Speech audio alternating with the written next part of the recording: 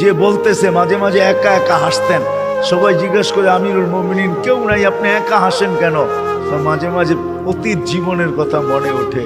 বকরি পর্যন্ত চালাইতে পারতাম না, রাখাল ছিলাম, বকরি চড়াইতে পারতাম না, ডেলি একটা না একটা হারায় আসতাম, আর খালা ইচ্ছা মতে ডেলি মার দিত।